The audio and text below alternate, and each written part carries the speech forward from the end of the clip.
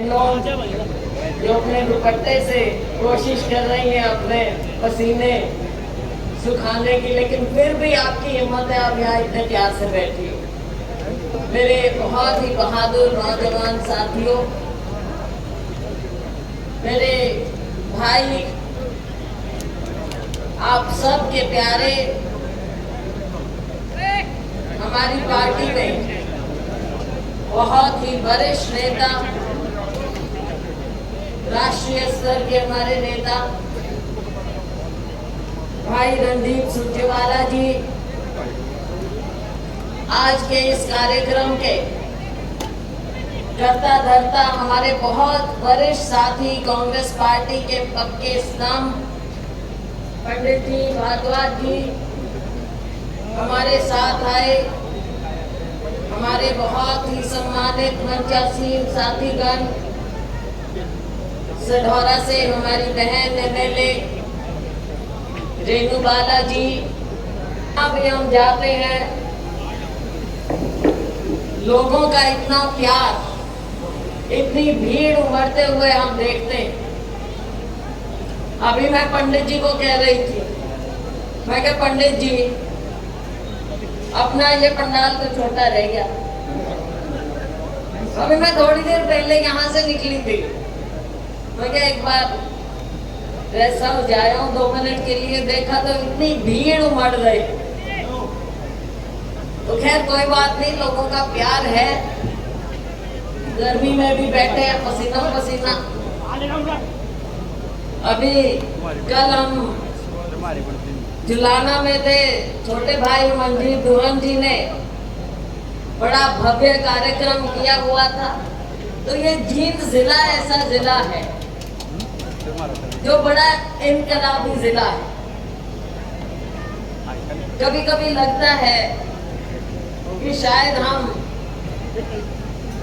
आप लोगों के साथ उतना इंसाफ नहीं कर पाए क्योंकि इस जिले के साथ होना चाहिए था।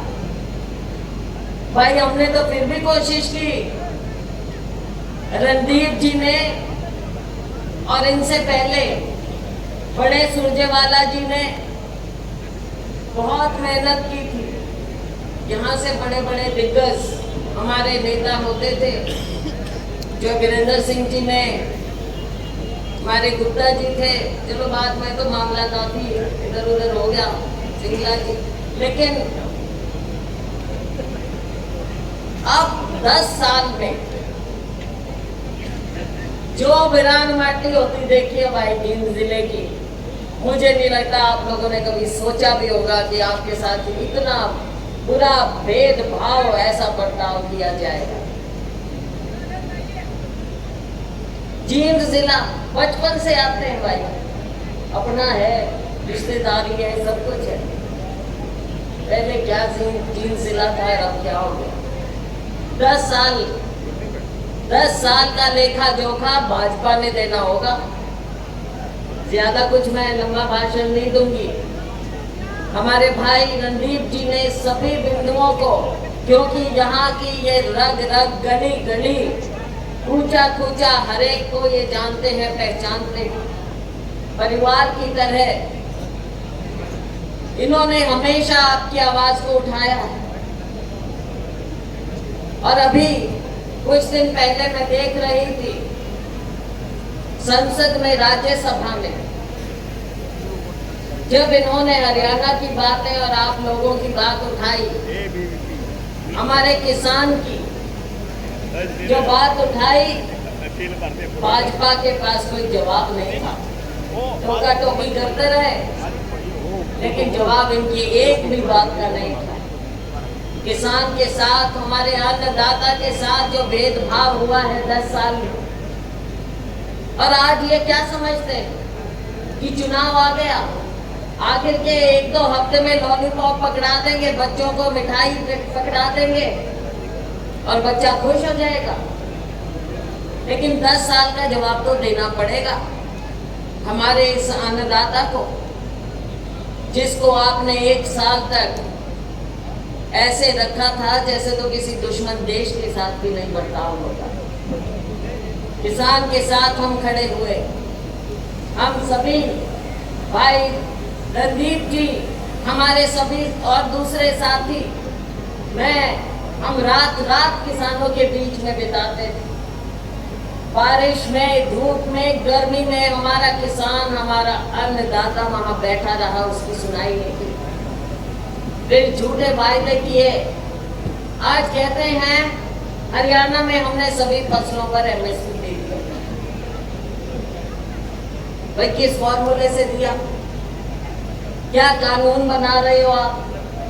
जवाब तो इस बात का चाहिए, ये नहीं कि चुनाव आ गया कि तो हमने सब पे एमएसपी दे दी। तो ये बातें हैं जो आप लोग पूछोगे।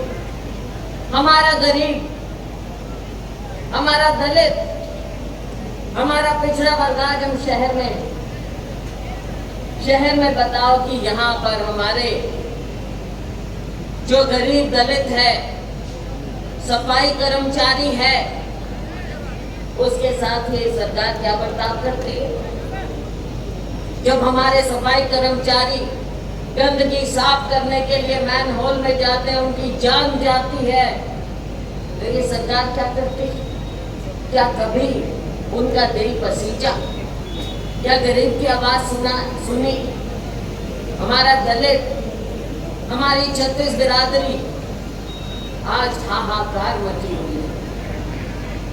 दलितों की नौकरी, बैकलॉग का क्या होगा?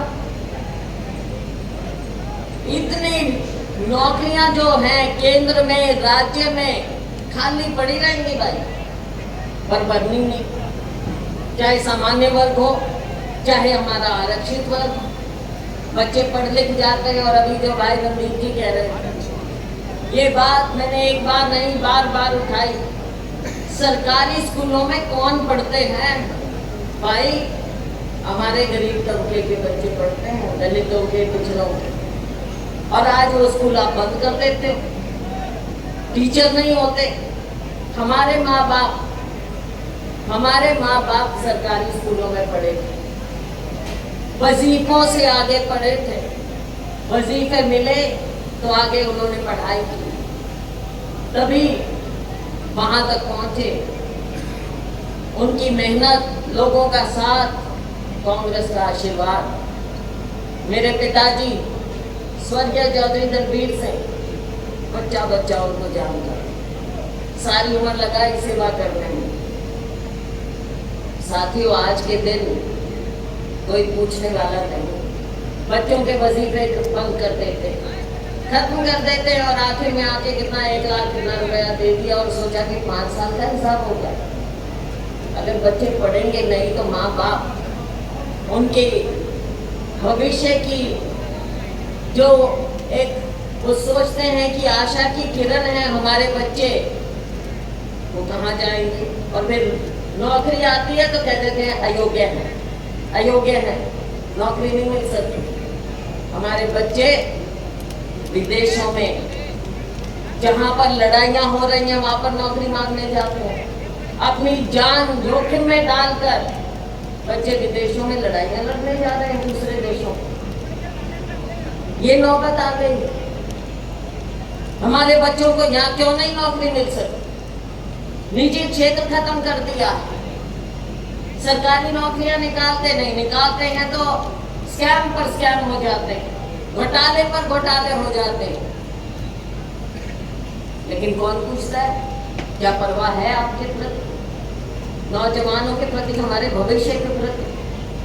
साथियों, समय आ गया, पूरा लेखा जोखा देना पड़ेगा, हर तबके को देना पड़ेगा। मेरी आशा वर्कर में बहनें, हमारी आंगनवाड़ी बहनें अगर अपनी आवाज उठाती है, ये बहनों को भी नहीं बख्शते। बहनों पे भी लाठियां, कर्मचारियों पे लाठियां, नरेगा पे लाठियां, सरपंचों पे लाठियां। सरपंच आके कहते जी हम आया, जो इज्जत हमको घर वाले देते, गांव वाले देते, हमारे से उम्मीद लगाते, आज हमारा ये हाल कर दिया है कि सरपंच जो जिनको माँ बाप ने कभी ऊंचे स्वर में नहीं बोला, जब वो अपनी बात उठाने जाते हैं तो हमारे ऊपर लाठियां बरसाई जाते हैं।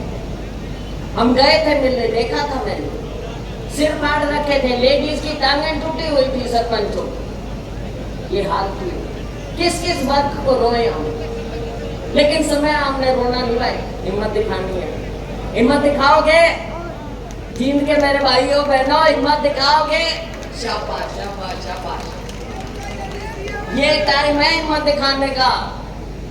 10 साल पीछे धकेलने हमने, और भाई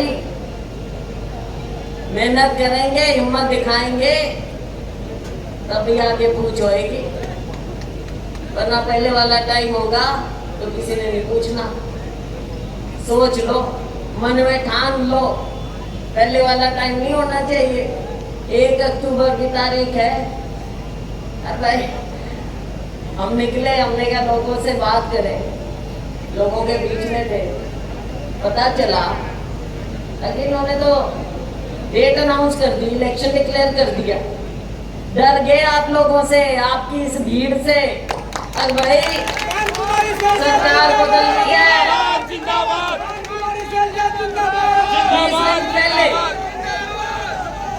20 दिन पहले कर दिए चुनाव, डर के आप लोगों ने डरा दिया, तो भाई 20 दिन पहले मौका मिल गया। मैं तो कह रही हूँ इस चीज को ऐसे देखो, आप ये डर गए और आपको मौका मिल गया। 20 दिन पहले इस भ्रष्ट, जन विरोधी, किसान विरोधी, दलित विरोधी, पिछड़ा विरोधी, नारी विरोधी, हमारा छोटा दुकानदार विरोधी, छोटे उद्योगपति विरोधी, ये सरकार घर भेजने का मौका मिल गया आपको 20 दिन पहले, तो कमर कस लो। और भाई एक और बात कहना चाहूंगी, डेवलपमेंट की बातें, विकास की, भाई रणदीप जी ने एक एक आपको गिनाई। जैसा मैंने कहा, ये तो एक एक गली को जानते। तो भाई एक बहुत बड़ी बात और भी है, वो है अपराध की, जो भाई ने कही। जो अपराध, पंडित जी आपको ज्यादा पता है, बाजार में बैठते हमारे तक बातें आती हैं, सारी हमारे से मिलते हैं कि जी इतना अपराध फैल गया है पूरे हरियाणा में, जींद में गोलियां चल जाएं, लोगों को मार दें, आस पास ऐसा माहौल है। तो भाइयों हमने ये ऐसा अपना प्रदेश नहीं बनाना, हमने अमन चैन शांति का, 36 बिरादरी का, बहनों के हिफाजत का प्रदेश बनाना है। भविष्य आपका है, फैसला आपको करना है। हम तो रणदीप भाई, हमारे सभी साथी, हम तो आगे भाई आपको जागरूक कर सकते हैं, आपकी लड़ाई लड़ सकते हैं, आपके लिए संघर्ष कर सकते हैं। और भाइयों बहनों, संघर्ष में हमने कोई कसर नहीं छोड़ी, संघर्ष करेंगे आपके हक के लिए, अपने लिए। भगवान ने, पार्टी ने, आप लोगों ने बहुत कुछ दिया है, कोई कसर नहीं छोड़ के हमारे को देने में, लेकिन लड़ाई हमारी अपनी नहीं है, लड़ाई आपकी। जो ताकत हमको मिलती है वो आपके लिए है, आपके हुकूक की हिफाजत के लिए। तो साथियों आइए हम सब जुड़े और इस लड़ाई में पूरे देश को दिखा दें कि हरियाणा के लोग, जींद के लोग सबसे अग्रणी हैं, और इस भ्रष्ट सरकार को हम बाहर करेंगे। और जो राहुल जी का नारा है, प्यार, मोहब्बत, विकास का, वो संदेश हमने लोगों तक लेकर जाना है। हमारे अध्यक्ष खाड़गे जी का संदेश लोगों तक लेकर जाना है, और वो संदेश जन जन तक पहुंचाएं। राहुल जी ने जिस मजबूती से, बुलंदी से आपकी आवाज संसद में उठाई है, वो तो लोग देखते हैं जब हम उसमें सोशल मीडिया में, आजकल सारे सोशल मीडिया देखते हैं भाई, मतलब लाखों लोग एकदम हिट आते हैं राहुल जी की। मुझे उस दिन एक भाई मिला और कहता जी मैंने सारी उनकी स्पीच देखी, अगले दिन मैंने अपने बेटी को इम्तिहान के लिए लेके जाना था, तो रात को कहता मेरे से सोया नहीं गया, मैं तो राहुल जी की स्पीच फिर से देखने लग गया, इतना प्रेरित हुआ। तो साथियों हम सब ने राहुल जी के पसीने से प्रेरणा लेनी, हमने आपका खून नहीं बहाना, जो बहाएंगे हम बहाएंगे, आपके लिए बहाएंगे, ताकि आप खुश रहो, आपकी खुशहाली की लड़ाई लड़ेंगे। आपने मेरी बात को सुना, आपका धन्यवाद। साथ में मैं बधाई देना चाहूंगी पंडित जी को, भारद्वाज जी को, हमारे स्तंभ को जो आपने